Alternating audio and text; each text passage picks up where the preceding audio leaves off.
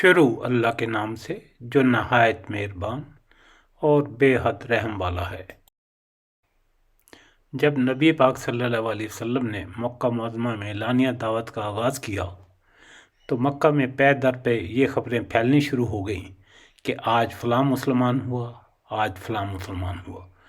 तो कुरैश के सरदारों में इस पर खलबली मच गई। जब अबू तालिब बीमार हुए तो कुफ़ार ने महसूस किया कि इनसे बात करनी चाहिए कि वो हमारा और अपने भतीजे का झगड़ा चुका जाएं तो अच्छा है। तकरीबन 25 सरदारान कुरैश अबू तालिब के पास आए। उन्होंने पहले तो नबी सल्लल्लाहु अलैहि वसल्लम के ख़िलाफ़ अपनी शिकायत बयान की, फिर कहा हम एक इंसाफ की बात करते हैं, आपका भतीजा हमें हमारे दीन पर छोड़ दे और हम उसे उसके दीन पर छोड़ देते हैं। वो जिस माबूद की चाहे इबादत करे, हमें कोई एतराज़ नहीं, मगर हमारे माबूदों की मजम्मत न करे और ये कोशिश न करते फिरे कि हम अपने माबूदों को छोड़ दें।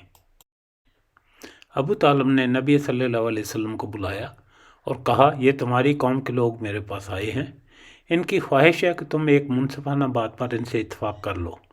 फिर उन्होंने वो बात हुजूर सल्लल्लाहु अलैहि वसल्लम को बताई जो सरदारान कुरैश ने उनसे कही थी। आप सल्लल्लाहु अलैहि वसल्लम ने जवाब में फरमाया, चाचा जान, मैं तो उनके सामने एक ऐसा कलमा पेश करता हूँ जिसे अगर ये मान लें तो अरब और अजम इनका ताबे फरमान और बाज गुजार हो जाए, और वो कलमा है ला इलाहा इल्लल्लाह। इस पर सब यक बारगी उठ खड़े हुए और बाहर निकल गए। इस सूरत में इरशाद हुआ है कि इन लोगों के इनकार की वजह कोई दलील या लॉजिक नहीं, बल्कि इनका अपना तकब्बर, हसद और अंधी तकलीद पर इसरार है। ये उन्हीं जाहिलाना तख़य्युलात पर जमे रहना चाहते हैं जिसमें उन्होंने अपने आबा व अजदाद को पाया।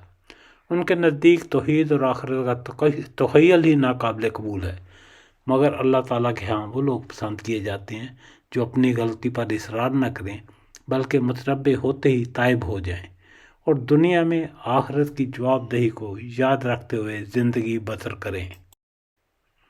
स्वाद कसम है नसीहत भरे कुरान की, बल्कि यही लोग जिन्होंने मानने से इनकार किया है सख्त तकब्बर और ज़िद में मुब्तला हैं। इनसे पहले हम ऐसी कितनी ही कौमों को हलाक कर चुके हैं। जब उनकी शामत आई तो वो चीख उठे, मगर वो वक्त बचने का नहीं होता। इन लोगों को इस बात पर बड़ा तौज्जुब हुआ कि एक डराने वाला खुद उन्हीं में से आ गया।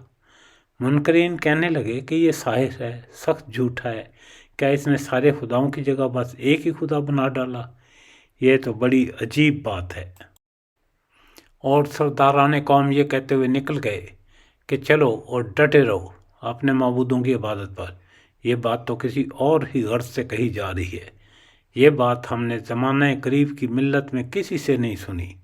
ये कुछ नहीं है मगर एक मन घड़त बात।